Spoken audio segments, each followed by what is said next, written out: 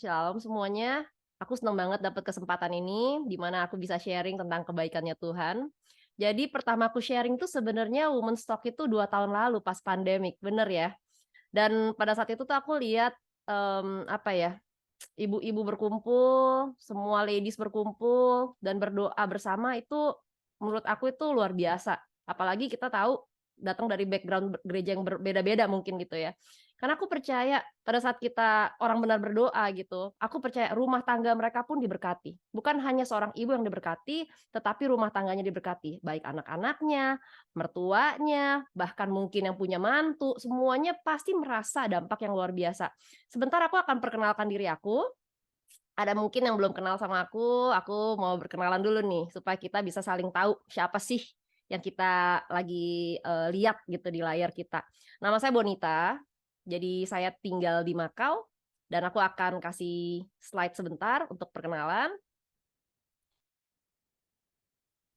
Nama saya Bonita, saya sudah sekarang berada di Makau kurang lebih mau 14 tahun. Tapi sejak aku kecil sebenarnya aku sudah ada di Makau, karena orang tua saya memang sudah tinggal di Makau sejak mereka juga masih anak-anak gitu. Jadi aku sebenarnya sudah generasi keempat tinggal di sini. Tapi dengan caranya Tuhan, saya ketemu suami yang ternyata orang Indonesia juga. Akhirnya saya sempat tinggal di Indonesia. Lalu singkat cerita, ternyata suami saya yang malah pengen ikut ke Makau. Puji Tuhan. Dan di situ di layar bisa dilihat ada suami saya, ada anak saya yang paling besar namanya Olivier, sekarang berumur 16 tahun, nomor 2 namanya Ezekiel, dan Efrata yang paling terakhir berumur 10 tahun. Aku mengucap syukur dikasih anak-anak yang sehat, anak-anak yang luar biasa, apa ya, Tuhan kasihi gitu ya. Aku melihat bagaimana Tuhan tuh memberikan perkenanan lah untuk mereka gitu. Dan benar-benar aku ada di kota ini, di mana kalau semua tahu Makau itu kota kecil ya. Kota kecil, jadi kalau ditanya, sometimes ada orang datang ke Makau, "Kak, aku harus berapa lama main di Makau?" Aku bilang, "Nggak more than 3 days." Kenapa? Karena aku bingung, kalau udah lebih dari 3 hari, aku bingung mau bawa kemana, karena kota kecil. Tapi puji Tuhan, aku nggak sendiri di Makau, karena Tuhan kasih aku keluarga yang lebih besar lagi, yaitu Bethel Church Makau, di mana aku rintis bersama suami dari satu apartemen. Kami undang teman-teman domestic helper waktu itu awalnya yang memang berbackground Kristen, lalu mereka datang, mereka merasa diberkati, akhirnya mereka ajak teman-temannya lagi dan akhirnya seperti yang Anda lihat di layar, kita menjadi ramai. Puji Tuhan, kita bisa saling melayani, bukan bukan saja apa ya, kalau aku pikir pada saat Tuhan taruh saya di sini, saya belajar untuk memberikan yang terbaik dari bahkan mungkin dari kekurangan gitu loh. Mungkin kalau kita ngasih yang terbaik tapi dari berkelimpahan mungkin lebih mudah. Tapi di sini saya start sama Pierre itu dari ground zero. Jadi pada saat kita buka persekutuan doa bukan gereja waktu itu, sebenarnya kita pun juga masih berpikir bagaimana nih hari esok, ada tinggal di negara orang, kita ngerantau gitu. Tapi puji Tuhan, kita semua bisa sama-sama melayani. Kita sama-sama bisa membangun gereja Tuhan, sehingga gereja itu sehat adanya, dan semua yang keluar masuk bisa merasakan efek yang luar biasa bersama dengan Tuhan. Kita semua diubahkan, bukan hanya jemaat yang diubahkan, saya pun sama Pierre juga diubahkan. Dan itu keluarga besar saya di sini, Bethel Church Makau. Lalu kegiatan saya sehari-hari bukan hanya mengembalai, tetapi saya juga baker. Ada baker di sini, mungkin kalau ada yang baker boleh raise your hand.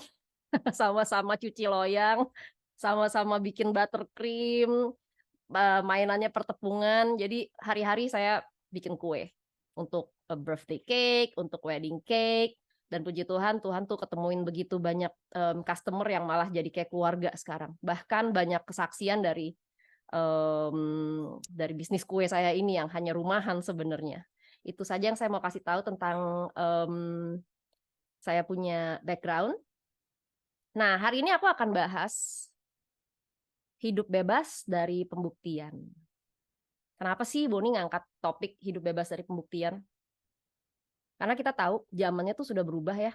Jadi mungkin setiap kita tuh punya sosial media. Bahkan bukan hanya satu. Siapa yang punya sosial media lebih dari 3? Siapa yang lebih dari 4? Semua apps baru kita login. Saya rasa dengan adanya sosial media tuh sangat baik, tapi ada banyak dampak buruknya juga gitu. Jadi tergantung kita mau bawa kemana gitu. Nah, bukan hanya sosial media, tapi tuntutan kita dalam kehidupan tuh juga selalu tuh bertambah. Saya pernah di satu kali waktu juga ngerasa kayaknya semakin kita sibuk gitu ya, semakin sukses terlihatnya. Pernah nggak sih kayak gitu? Kalau kita nggak ngapa-ngapain kelihatannya malah kok kayaknya useless banget ya gitu. Tapi ternyata Tuhan ngajarin banyak hal. Mmm, pada saat saya masuk umur 40 tahun, which is baru-baru ini, bulan Mei saya masuk, 40 tahun, saya berpikir dulu kayaknya saya nggak nyampe di umur 40 tahun deh. Dengan badai kehidupan yang saya lewati, dengan keadaan, apa itu gitu ya, saya rasa puji Tuhan lewat 30 gitu, dari 30 masuk ke 40 itu beda cerita lagi tuh. Tapi saya percaya di sini banyak ibu-ibu yang jauh lebih dewasa dari saya, lebih mature dari saya tuh udah ngelewatin apa yang saya lewati sekarang gitu. Nah pada saat saya reach 40 tahun, saya bilang sama Tuhan, "Tuhan, Tuhan mau lakukan apa lagi dalam hidup saya?" Gitu. Karena pernah di masa-masa saya memikirkan apa opini orang lain tentang saya. Pernah nggak ngerasa kayak gitu? Kayaknya ada certain age kita harus nikah, certain age lagi harus punya anak, kalau belum punya anak ditanya, "Kok belum punya anak? Emangnya nggak pengen punya anak?" Lah tahu dari mana nggak pengen punya anak? Siapa tahu orang lagi nyoba juga ya kan? Atau bahkan setelah punya anak nanti ditanya lagi, "Anaknya masuk sekolah yang mana?" Kehidupan kita tuh bertubi-tubi akan ketemu dengan pilihan. Setuju? Dari pagi kita udah bangun tidurnya kita udah mikir, "Makan apa ya entar pagi ya? Sarapan apa ya? Mau makan roti atau mau makan salad atau mau makan mie?" Kalau kita Chinese mungkin banyakan mie, noodles atau congee. Secara aku di Hong Kong ya, banyakan itu semua gitu. Dari pagi kita udah dikasih pilihan gitu. Cuman pada masuk ke umur yang baru, saya bilang, "Tuhan, saya mau something new dong dalam hidup saya. Saya mau belajar untuk lebih menyenangkan Tuhan, lebih sibuk cari Tuhan, daripada saya sibuk untuk hal-hal yang bisa datang sendiri." Apa mungkin hal-hal yang baik bisa datang sendiri? Pertanyaannya kan itu. Sangat mungkin, sangat mungkin. Karena seringkali, eee, apa ya, saya ngelihat pada saat kita kerja, kita tuh untuk apa sih? Sebagai ibu gembala, saya ngerasa saya harus maha hadir. Ada yang sakit, saya harus datang, ya kan? Ada yang mau konseling, kita harus siapin rumah, mereka harus datang. Dan seringkali, dulu ya, saya rasa, kalau saya tidak membuka rumah saya, atau saya tidak bisa ngasih yang terbaik untuk mereka, Tuhan nggak sayang sama saya. Seolah-olah kasihnya Tuhan itu based on my performance. Benar nggak sih? Seolah-olah Bapak saya di surga, kalau saya nggak melakukan apa yang Dia suruh, Dia pasti akan meninggalkan saya. Kalau gitu apa bedanya sama Bapak di dunia ya? Saya nggak tahu. Semua punya background yang berbeda-beda karena saya dengan peer fatherless. Ada ayah tetapi tidak hadir dalam hidup kita. Jadi saya berpikir, kalau Bapak yang saya sembah sekarang, yang saya puji, yang saya cintai, ternyata punya kasih yang terkondisi, kayaknya nggak mungkin gitu. Nah, kita akan bahas satu firman Tuhan. Kita baca firman Tuhan sama-sama ya.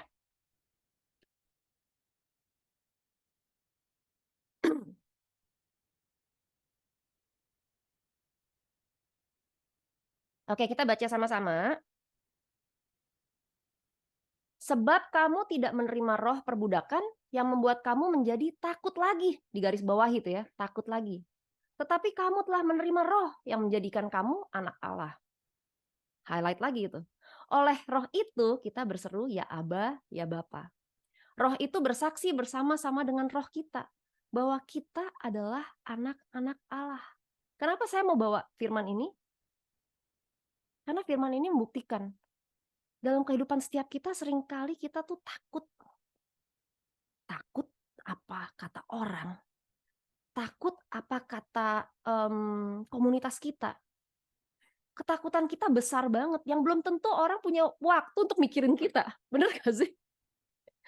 Atau bahkan saya suka berpikir gini, mmm, kalau saya nggak bisa melakukan satu hal ini, apakah orang itu masih mengasihi saya gitu? Sehingga apa? Saya jadi seperti budak, kita semua bisa jatuh dalam jebakan yang sama gitu. Saya coba pleasing orang ini, saya coba membuat orang ini nyaman sama saya. Ternyata saya belajar, kalau emang orang tidak suka sama kita, mau kita lakukan apapun, orang juga akan tetap tidak suka. Setuju? Mau kita lakukan hal yang sampai kita memberikan waktu kita 24 jam pun, kalau orang itu memang tidak menyukai kita, orang itu akan tidak menyukai kita juga. Sekali waktu saya sering banget, eee, di jam yang sama, saya ada pertemuan ibadah, oke? Di jam yang sama pula, saya ada pertemuan cool. Nangkep ya kira-kira? Saya harus ke sekolah sometimes, atau saya harus ke tempat lain, jadi saya bingung, bagaimana caranya saya bisa manage datang ke semua acara ini gitu. Bahkan yang terakhir saya harus memilih bagaimana saya pergi ke cool, atau saya datang ke sekolah untuk suntik anak saya, karena anak saya tipe 1 diabetes yang paling kecil. Jadi saya harus datang ke sekolah, pada saat itu umurnya masih kecil, sekarang sudah suntik sendiri puji Tuhan. Saya harus ada di sekolah dan suntik dia. Tetapi lambat laun saya jadi burnout. Kenapa? Karena saya coba maha hadir untuk segala, event. Sampai-sampai kadang-kadang Pierre bilang, Boni, slow down," dia bilang, slow down a bit loh," dia bilang. Kenapa? Karena memang saya tuh orangnya tuh, lincah gitu, mau melakukan apapun tuh dalam waktu bersamaan. Siapa yang ada di sini seperti itu? Multitasking, yang kita kira keren banget bisa multitask. Apalagi kriteria kerja mungkin ya, atau kantoran, pasti pengen hire, mmm, pekerja gitu yang bisa multitask.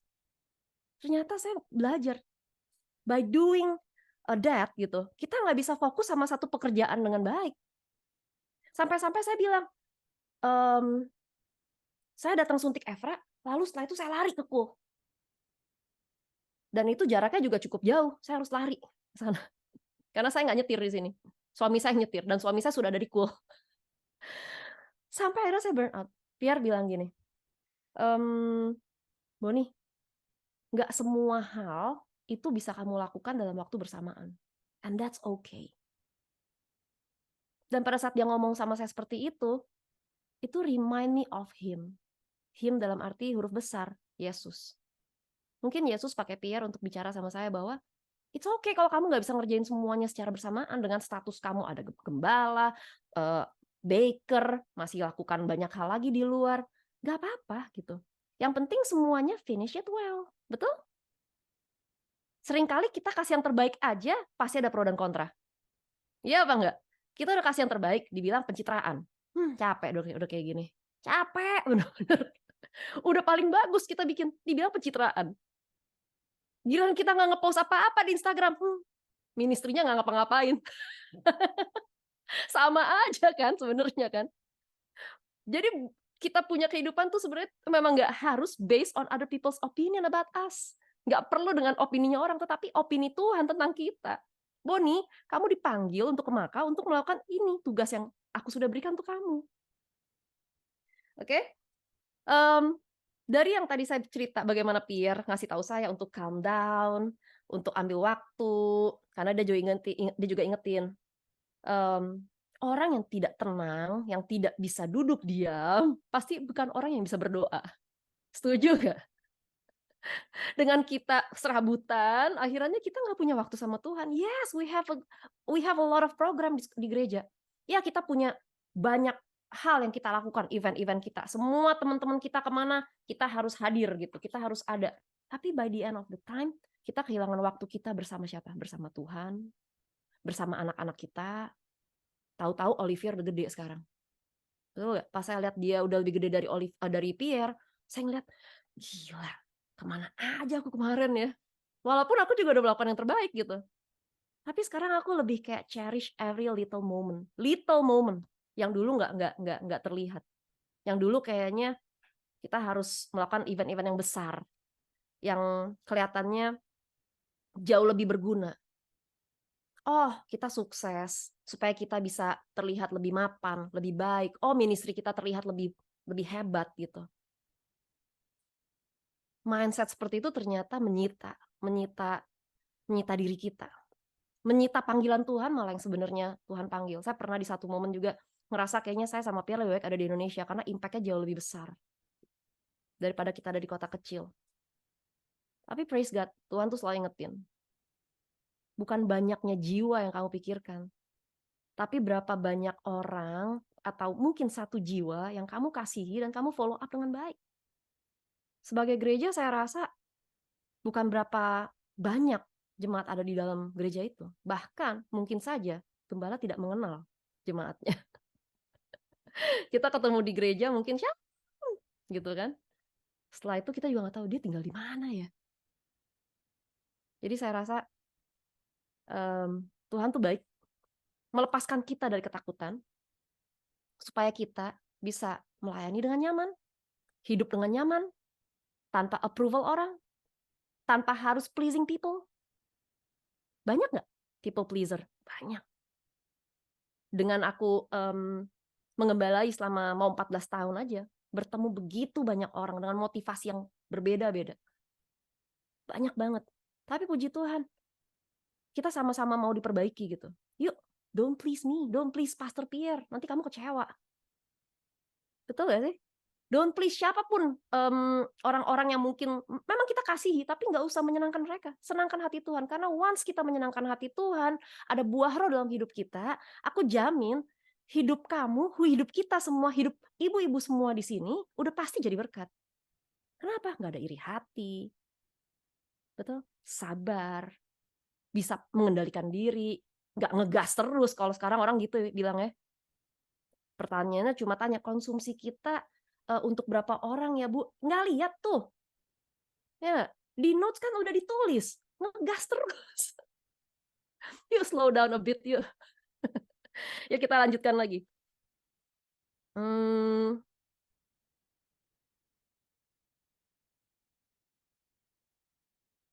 Saya tulis di sini seperti ini. Pernahkah kita melihat satu atau dua orang yang lebih dominan dalam satu perkumpulan? Pernah nggak nih? Satu atau dua orang dominan banget. Setiap di komunitas tuh maunya dia yang lebih terlihat unggul.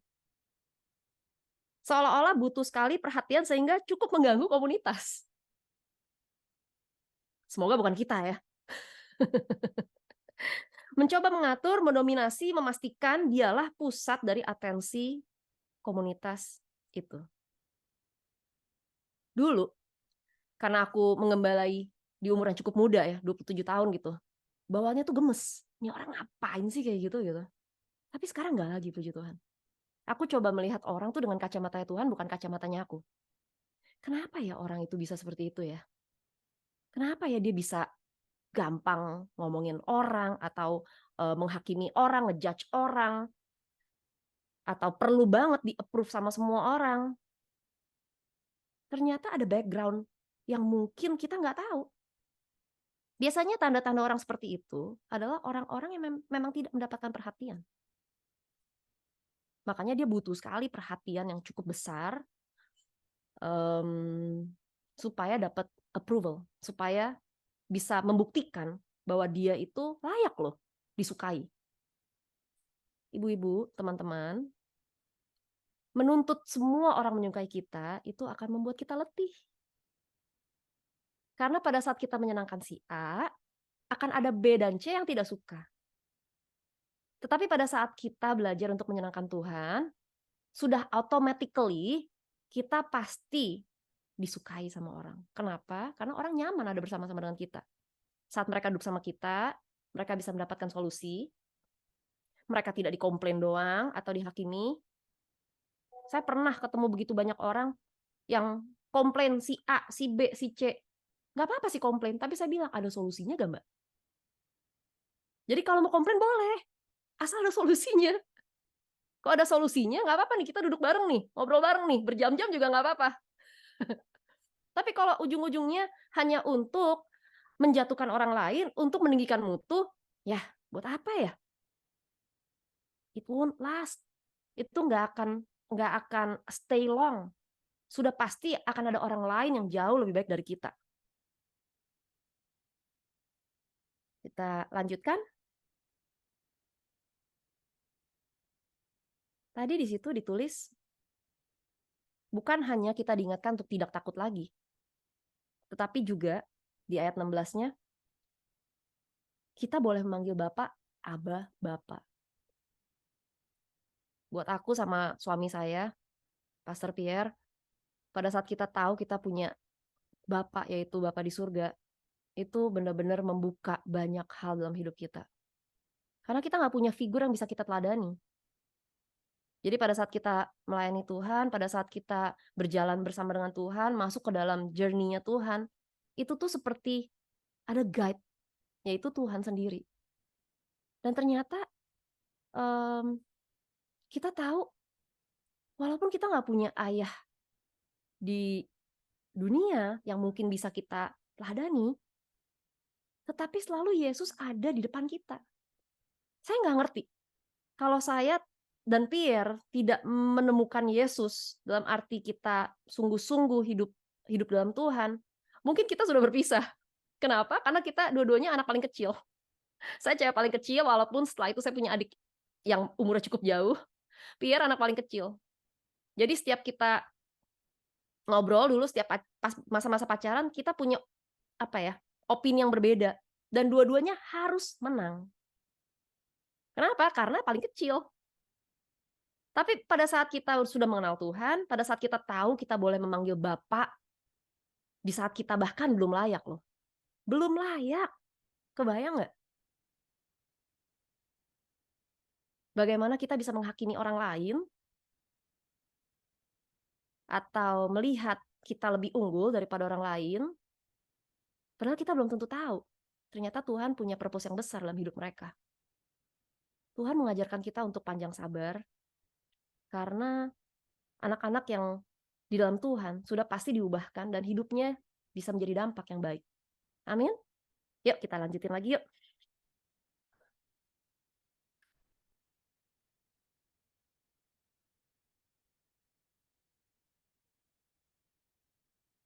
Yuk kita coba kita observe nih. Pernah nggak sih kita mikir gini?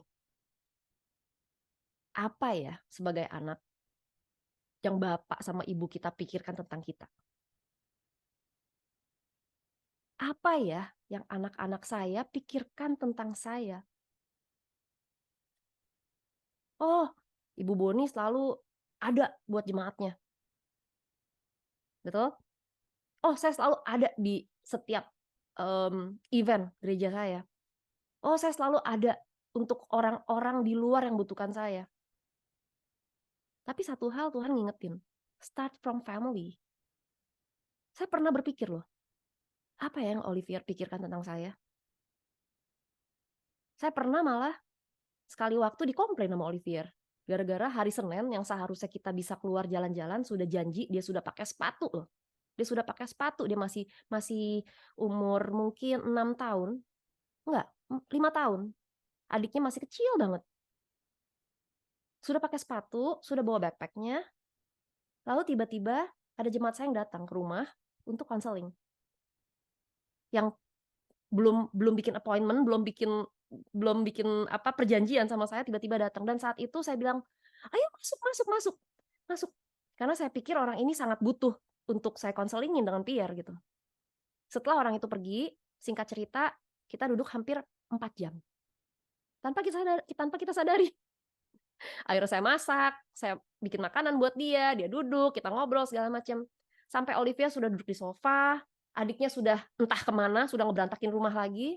Lalu Olivia ngomong sama saya, Mama sudah bilang loh sama Papa bahwa setiap hari Senin kita akan bisa keluar. Dan saat itu saya marah sebenarnya. Loh emang kamu nggak lihat ada orang datang loh? Kasian kan, orang itu butuh bantuan. Yes, tapi Mama udah promise nih, karena hari Sabtu saya ada di gereja dan hari Minggu saya ada di gereja. Menemani orang tuanya. Saya aja kalau ingat itu saya pengen nangis sekarang. Sometimes kita nggak sadar.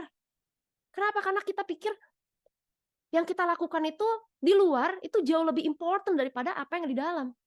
Dan sejak saat itu saya berdua PR berjanji, setiap kita mau do ministry atau apa, kita kasih tahu sama mereka. Entar mama akan ada orang ya, mama nggak bisa masak tapi mama beliin makanan, oke?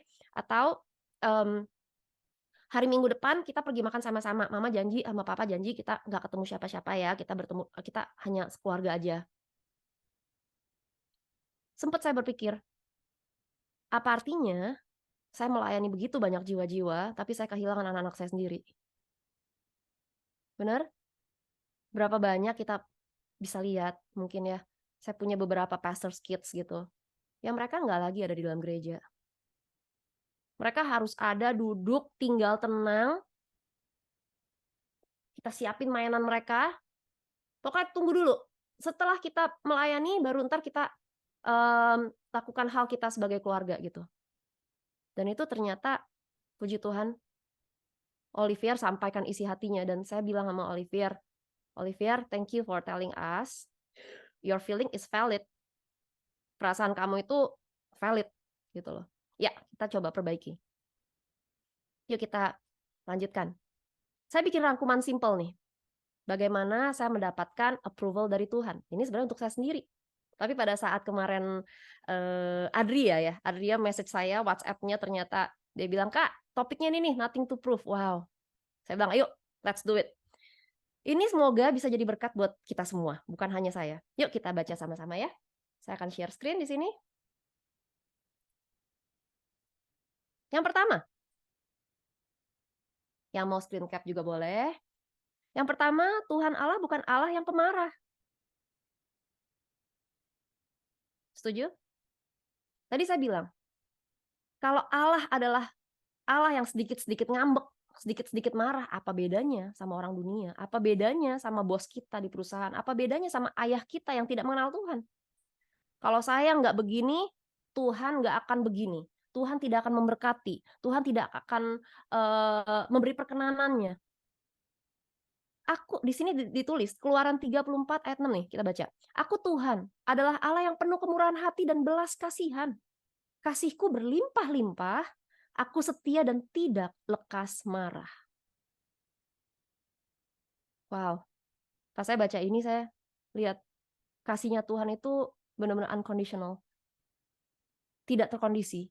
Saya pun belajar sama Pierre untuk mengasihi jemaat-jemaat saya, jemaat-jemaat gereja kita atau anak-anak kita, anak-anak kandung kita gitu, untuk melihat dengan kasihnya Tuhan.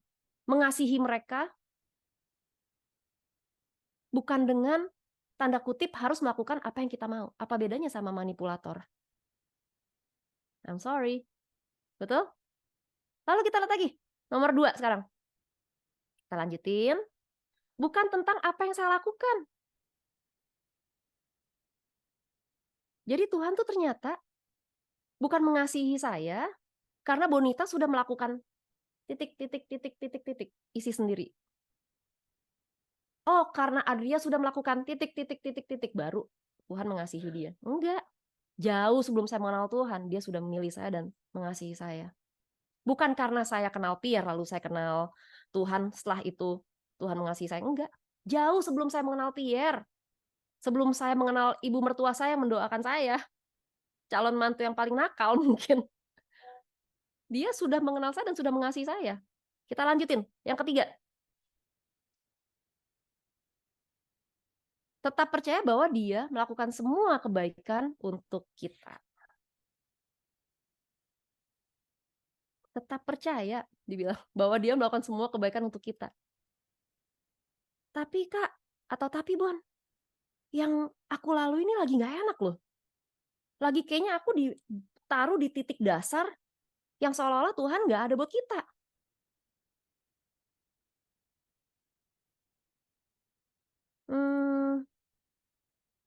Satu hal juga yang saya ingat, sometimes rejection, sometimes hal-hal yang nggak menyenangkan, kekecewaan, luka, sakit hati, ditinggalkan dengan komunitas, ditinggalkan orang yang kita kasihi,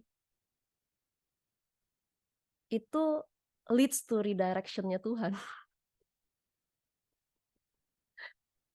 putus cintanya kita sama orang yang kita sayangi, mungkin pacar kita yang udah bertahun-tahun pacaran. Sakit banget. Kehilangan komunitas yang kayaknya kita sudah ada di situ, yang kayaknya selamanya kita akan bersahabat, itu sakit banget. Tapi ingat, buat anak-anak Tuhan, semua yang Tuhan izinkan terjadi dalam hidup kita, ada maksud baiknya Tuhan. Amin. Berprasangkalah yang baik. Berprasangkalah yang manis tentang Tuhan. Kenapa ya orang-orang ini mesti pergi dari kita? Kenapa ya kita dibawa melewati proses ini? Ya karena Tuhan mau redirect kita. Dia mau reroute. Dia mau membawa kita ke jalan yang jauh lebih baik. Ada banyak hal yang kita nggak lihat, tapi Tuhan lihat. Mungkin partner kita, bisnis kita yang rusak. Yang kita pikir itu adalah baby-nya kita, apalagi anak muda ya, punya startup, bisnis gitu. Itu baby-nya dia habis-habisan di situ. Bahkan mau ke gereja aja mikir-mikir, aduh kalau ke gereja 2 jam, tapi sebenarnya gue bisa meeting sama siapa gitu yang jauh lebih penting nih. Ternyata gagal. Jangan kecewa. Bangkit lagi, dan ingat, rejection might lead you to redirection-nya Tuhan. Tuhan dengar apa yang partner kalian bicarakan yang kalian gak dengar. Tuhan dengar apa yang sahabat-sahabat kalian bicarakan tentang Anda, tapi Anda gak dengar. Tapi jangan takut, Tuhan akan mempertemukan kalian lagi, kita semua lagi, sahabat-sahabatku di sini, dengan orang-orang yang tepat. Saya rasa setiap musim hidup kita, dari saya umur 20 tahun, 30 tahun, 40 tahun, ada nggak yang masih stay bersama dengan saya, sahabat-sahabat? Masih ada. Puji Tuhan ya. Tapi ada nggak yang hilang? Ada juga.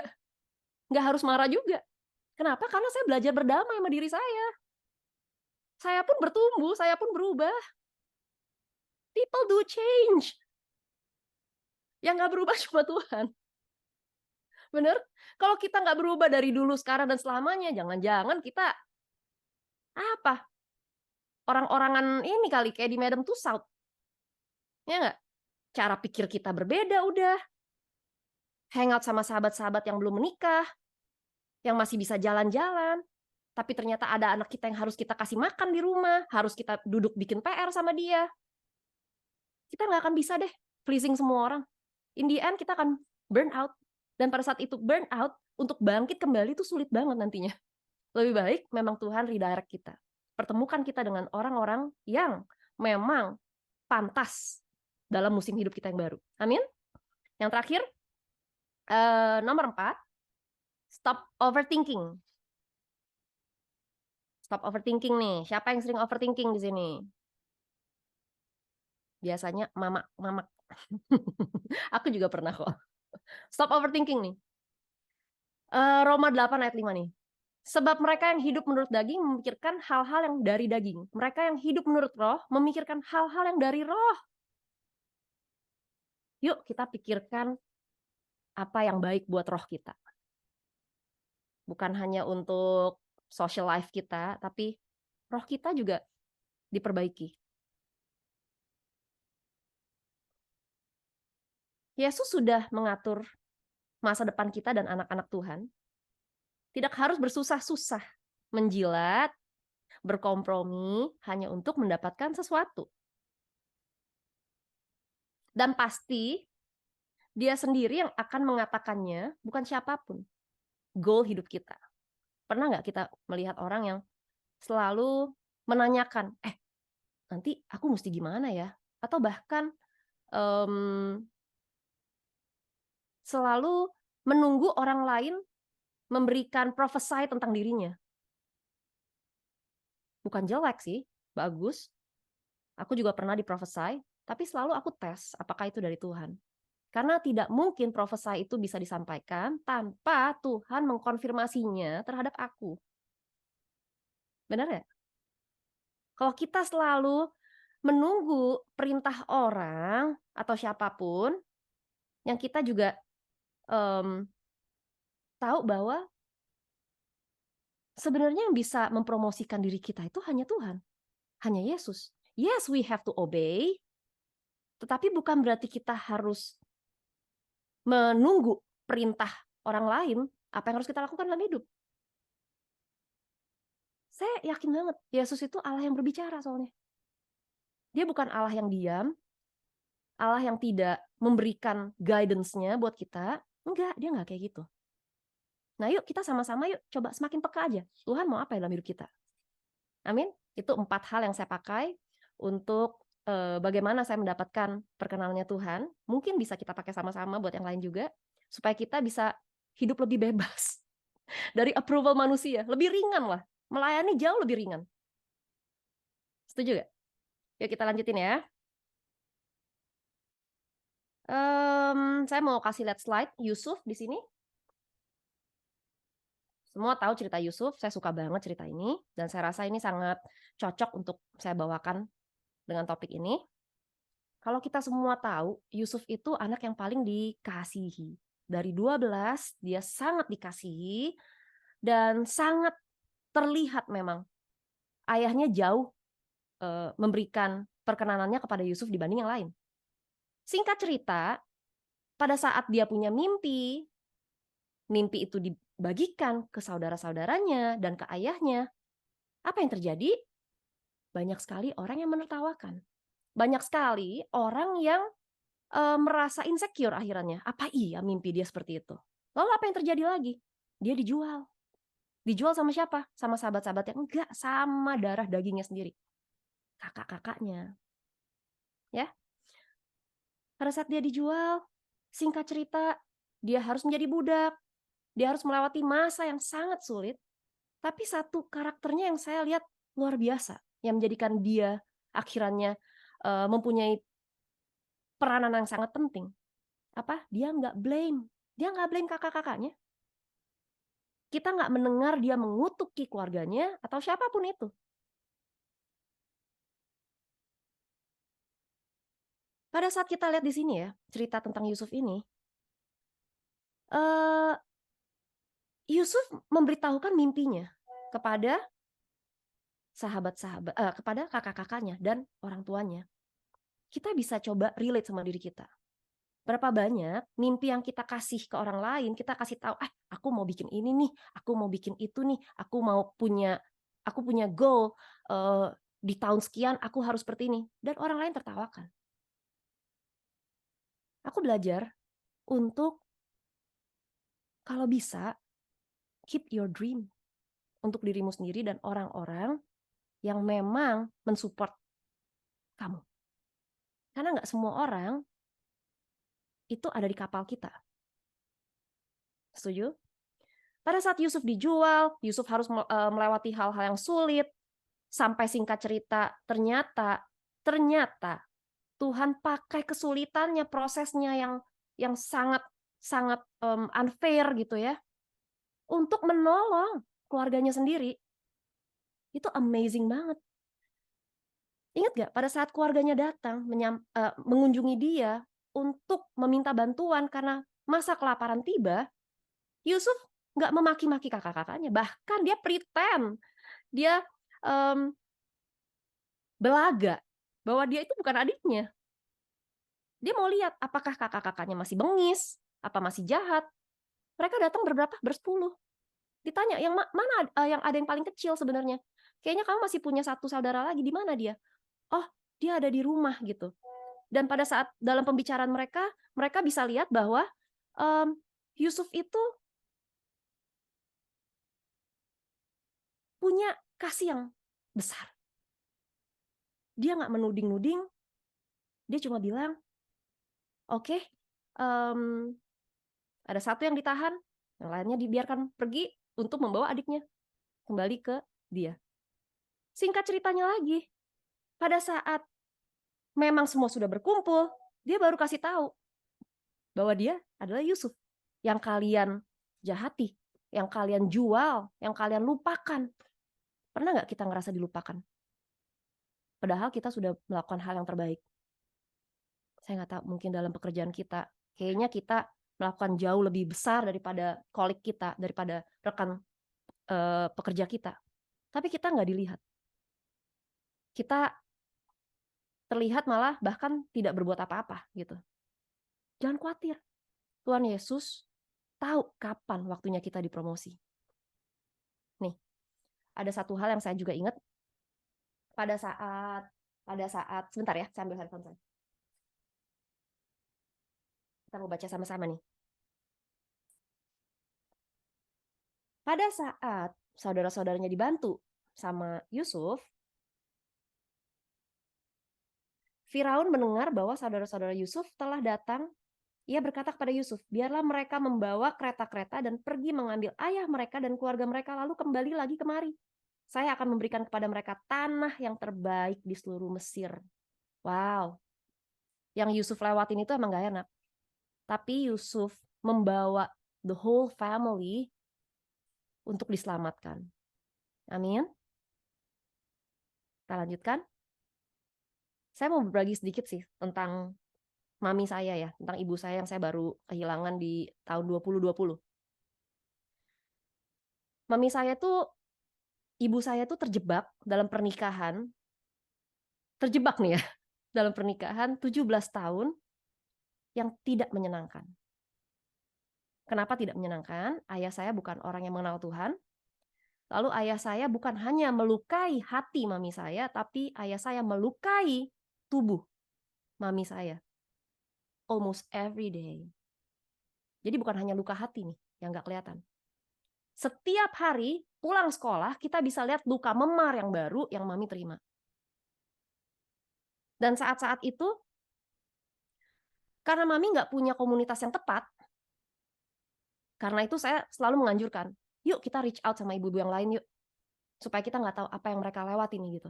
Kenalin mereka sama Tuhan Yesus, kenalin keluarga mereka sama Tuhan Yesus. Akhirnya apa? Dia diam di dalam pernikahan seperti itu, sampai akhirnya dia harus mengambil keputusan bercerai. Sangat disayangkan. Kenapa dia ambil keputusan itu? Karena dia hampir mati. Dilempar dengan kaca, cermin yang cukup besar, kepalanya, hidungnya patah. Dan saat itu kita masih anak-anak, kita hanya berpikir, oh keadaan seperti itu memang biasa, karena dari kecil kita ngeliat seperti itu. Ternyata kita tahu sekarang itu nggak boleh kayak gitu. Saya tanya sama mami saya pada saat saya dewasa, mami kenapa mau stay that long di dalam pernikahan yang seperti itu? Mami bilang, karena mami pikir kalau mami bercerai, apa kata orang? Lagi-lagi apa kata orang yang saya dengar? Apa kata opah? Apa kata sepupu-sepupu saya? Apa kata kakak-kakak adik saya? Dia bilang kayak gitu. Pas dia ngomong kayak gitu saya sedih banget, hancur hati. Kenapa? Karena saya sudah mengenal Tuhan. Kalau saja mami saya ke reach out dan punya sahabat-sahabat di dalam Tuhan saat itu. Puji Tuhan, singkatnya, mami saya mengenal Tuhan karena saya punya mama mertua yang pendoa, yang selalu mendoakan ibu saya. Puji Tuhan, seneng banget. Lalu saya punya ayah saya menikah lagi dengan seorang wanita yang juga Kristen. Akhirnya ayah saya juga bertobat. Saya punya adik yang juga dalam Tuhan. Bukankah luar biasa ya? Hal yang dirancangkan buruk sama iblis, tetapi Tuhan jadikan baik pada akhirnya. Sekali lagi saya melihat bahwa yuk kita hidup menyenangkan Tuhan, bukan menyenangkan siapapun, karena pada akhirnya kita akan letih. Saya akan tutup satu cerita yang sangat menarik yang kita bisa nonton bersama tentang Jim Redmond sama Derek Redmond. Kita akan lihat tayangannya dulu, baru saya akan menjelaskan. Thank you.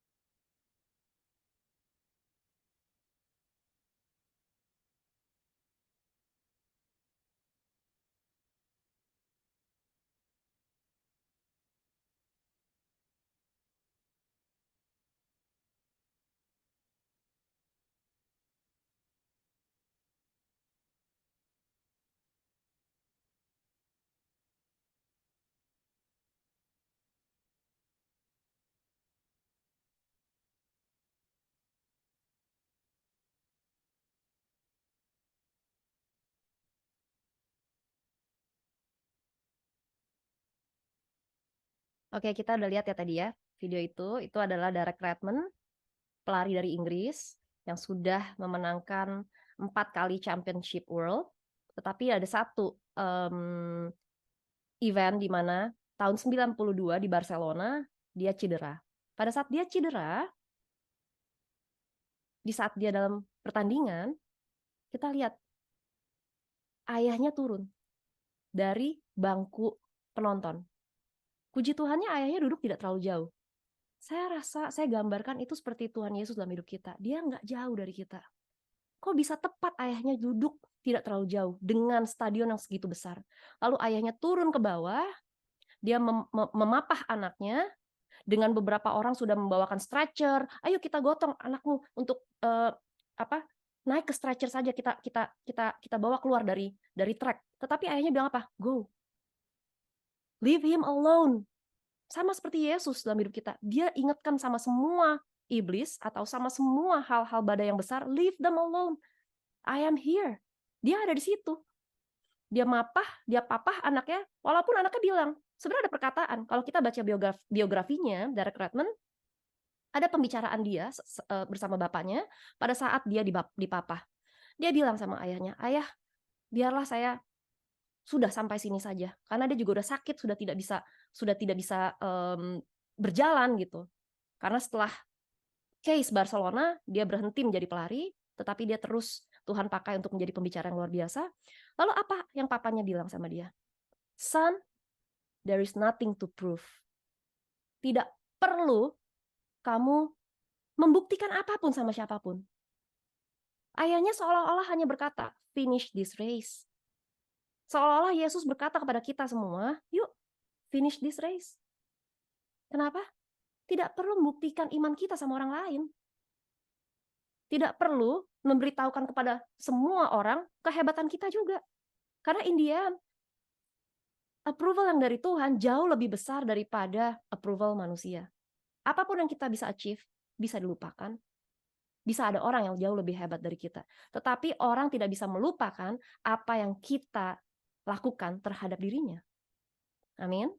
Thank you. Sampai sini aja aku bisa sharing. Semoga next time kita bisa sharing lebih panjang lagi. Terima kasih Tante Tati, Life Center untuk kesempatannya. Izinkan saya mendoakan kita semua. Berdoa untuk diri saya sendiri juga supaya saya bisa semakin hari semakin seperti apa yang Tuhan mau. Yuk kita tundukkan kepala. Terima kasih Tuhan untuk siang hari ini. Kami ucap syukur kalau Tuhan boleh pertemukan kita ladies, ibu-ibu, bahkan ada wanita-wanita Tuhan yang masih single bahkan Tuhan. Kami berdoa Engkau boleh protect kita semua dari hal-hal yang memang tidak seharusnya ada dalam hidup kita Tuhan. Biarlah Tuhan kembalikan kita ke tracknya Tuhan. Biarlah kita seperti perenang Tuhan yang tidak melihat ke kiri ke kanan, tapi kami hanya mengambil nafas Tuhan untuk sampai ke tujuan dan kami menang Tuhan. Biarlah Tuhan komunitas ini Tuhan boleh membangkitkan semua wanitanya Kristus sehingga setiap kami boleh berdampak baik. Boleh memberikan kasih-Nya Yesus, boleh menjadi Alkitab yang terbuka Tuhan untuk banyak orang. Terima kasih Tuhan. Kami mengucap syukur biarlah setiap kami boleh melakukan aktivitas dan menjadi berkat. Haleluya. Amin.